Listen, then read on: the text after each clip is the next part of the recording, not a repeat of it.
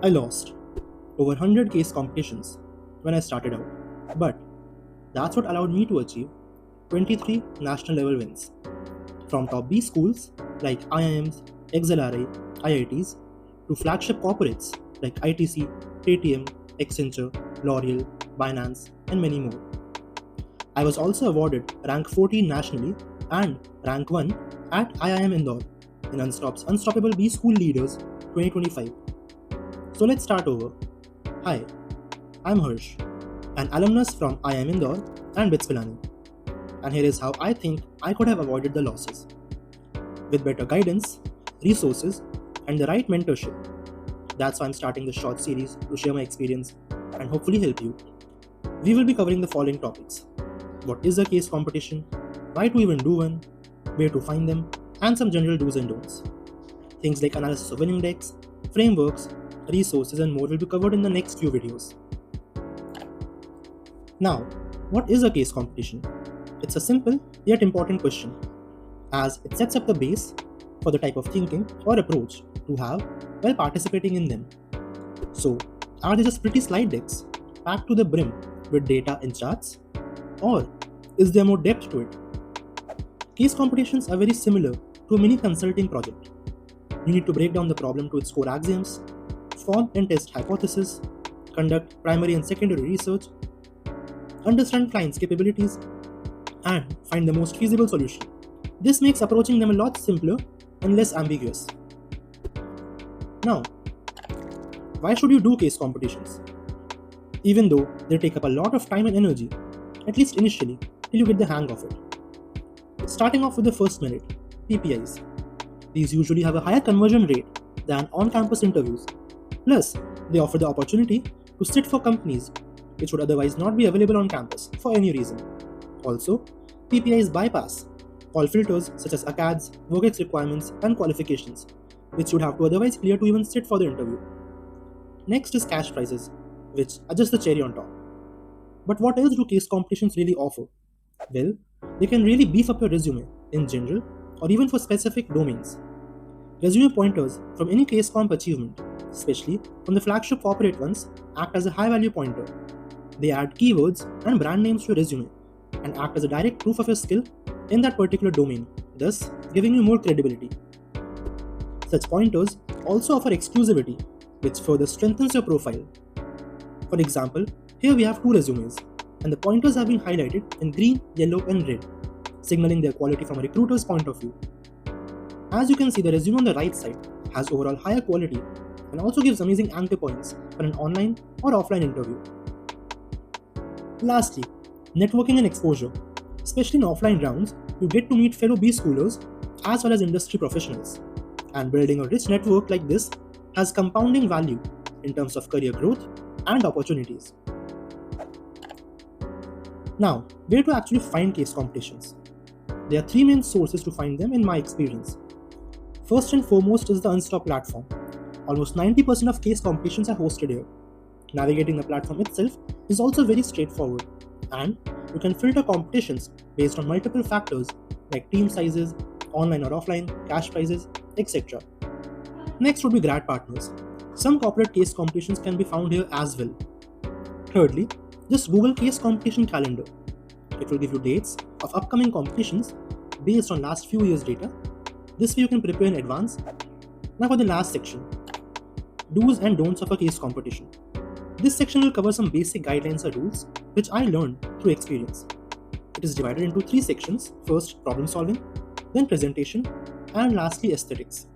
And we will finish off with a recap of these through an example mini case. Starting with problem solving. First principle thinking, or the 5 Why method. The point of this is to eliminate any preconceived biases and notions about the topic. It involves trying to uncover the core axioms of any problem statement by repeatedly asking why till you hit an axiom. For example, a statement could be made that college degrees are futile in the modern world. Now, without first principle thinking, one might simply agree or disagree with the statement without having much depth to it. But with first principle thinking, you can break down the problem statement, see what college degrees actually offer, and what do recruiters really want, and if there's any sort of alignment between these two. If there isn't, then what's missing, and why is that? On doing so, we realize that college degrees are more like a stepping stone for employment. They don't guarantee employment, but they definitely increase the chances of one being employed. Now, this answer has a lot more depth to it, and one can actually break down degree's curriculum and why to do so, why not to pursue it, and what kind of skills one should have to be employed. Next is MECE. Whenever you break down a problem, make sure it's in a MECE manner.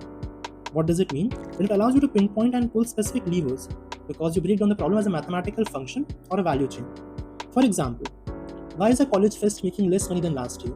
Without MECE, it's hard to find points of attack to understand which levers to pull or push to actually increase or decrease the revenue. But if you break down revenue as a mathematical function, which is footfall, into spend per visitor, and then break down footfall as well as spend individually, we see that we have multiple levers which we can pull.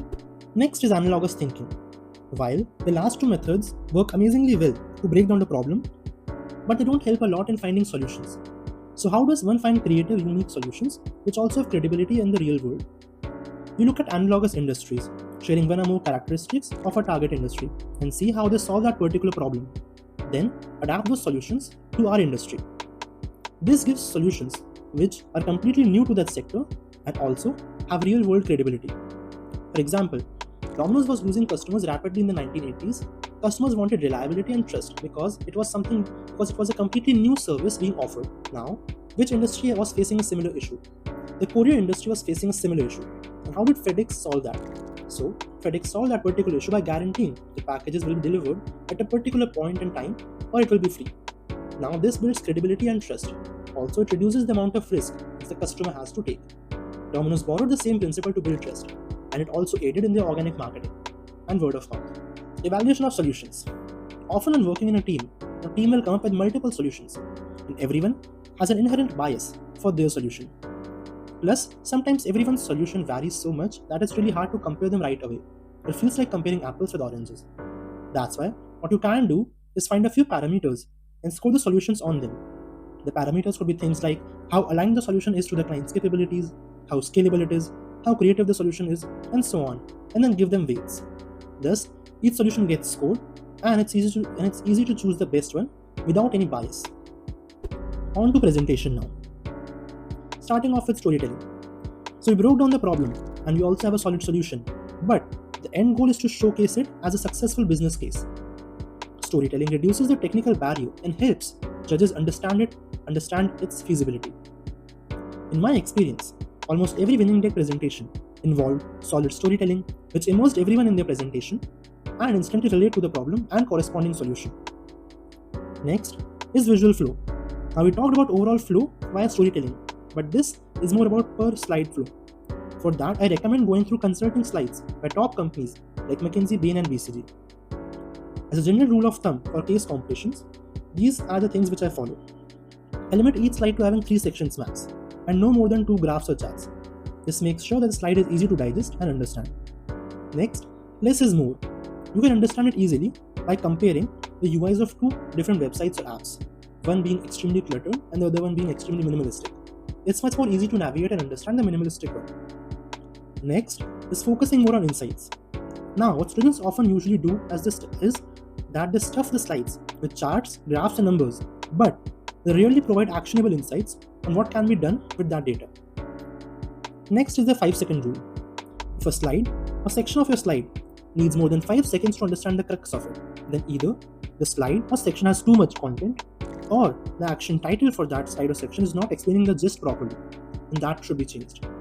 Often, students who start making decks think that filling every pixel of the slide is the right way to go, but such slides often get ignored because they aren't digestible and increase cognitive load on the viewer.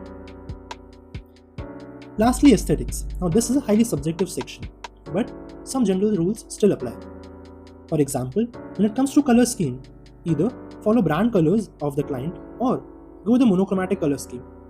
If you really want to focus on a specific element or section, then you can use a contrasting color scheme for that particular part as well. Apart from just colors, standardizing font styles and sizes to easily readable ones also makes a huge difference. It's a small hygiene step which is often ignored, but not following it makes a deck feel quite unprofessional. Now, let's take an example case to do a recap of what we have learned so far. The case is the Too Scary Haunted House. The setup is as follows. Terror Manor is a high-rated haunted house in a tier 1 city. They charge a premium $15 a ticket and they're completely sold out for the entire month of October. The problem is that despite being sold out, their profit margins have crashed from 40% to a dismal 5%. Revenue is declining steadily, and they haven't changed their marketing spend or their end. Then what is killing the business? Also, an additional piece of information given to us is that typically it takes 15 minutes for a person to go through the haunted house, but right now the newer customers are taking 45 minutes to do so. Now, you can pause here, write down your approach, and then come back to the video. Let's start off with the 5 whys and first principles. But why are the margins crashing and revenue declining in the first place? We can see the revenue as the number of days operable into number of hours into number of customers per hour times the price minus discounts or offers being given. We know that customers per hour must have decreased for the revenue to drop because number of days and number of hours are unaffected. Also, shrinking margins could be due to a new variable cost being incurred, as well as the reduced number of customers per hour reducing overall efficiency. Then why did capacity drop if they are sold out? Well, it is at this point we asked the client for the additional piece of information. This is what we got. Next is why is it taking them 3 times as long? Well, again, asking the client, we found out that design of the haunted house or the path to be followed by each customer hasn't been changed, yet it's taking them much longer. Then there must be something else which is causing this. To understand that, we can break down the time taken by a customer as a function of something. The time taken is speed times distance plus time for which customer isn't moving, and the distance is the constant path to be covered in the haunted house plus 2 times the backtrack distance, the time for which customer isn't moving and or the backtrack distance might have increased. This would increase the time taken by each customer, thus reducing number of customers per hour. But what is making customers pause in between and take more time? Well, on further investigation, we found out that customers taking more time are usually newer, younger customers. They aren't accustomed with the haunted house's layout and the dark ambience. The scary environment makes them delirious and anxious, and they backtrack or just freeze in place. So this is a supply chain problem. The client needs to somehow direct the customers to the right direction and also allow customers to find the right way without making the haunted house less scary or changing the ambience. So we have 2 core hypotheses. First is assembly line hypothesis. That is, if we put guests on a slow-moving physical track, like in a theme park ride similar to Disney's, we can force throughput regardless of how scared they are. Second one is the palate cleanser.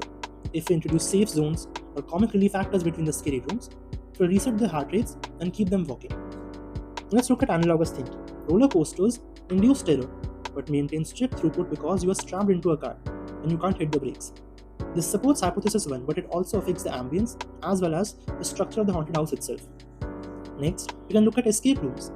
When groups get stuck and refuse to move forward, a game master speaks over an intercom to give them a hint and push them. Now, we could give actors earpieces to break character and subtly guide the frozen guests. But again, this also to some extent changes the ambience or how the haunted house works itself. Looking at a completely different industry, high-end hot sauce challenges give you milk. It's an immediate physical off switch for the pain, so you can keep eating. So the idea is that we could have some sort of a psychological glass of milk to temporarily reduce the anxiety which is being incurred by the customers. Okay, so we have 3 core solutions. First one is giving users a glow-in-the-dark stick at an additional cost and tell them to use these bitter horrors temporarily, and tell the staff to back off temporarily when a customer uses them. This keeps the core experience same, increases ticket size, and relieves the customer enough to gain composure and finish the haunted house in time. Next would be having a conveyor belt-like system to move customers, or having safe rooms like they do in horror games like Resident Evil. The problem with the other 2 solutions is that they're very expensive or they require restructuring of the haunted house. That's it with the case. Again, as mentioned earlier, topics like winning index analysis, resources, competitive modes, and much more are out of scope of this video and will be covered in future videos. Thanks for watching.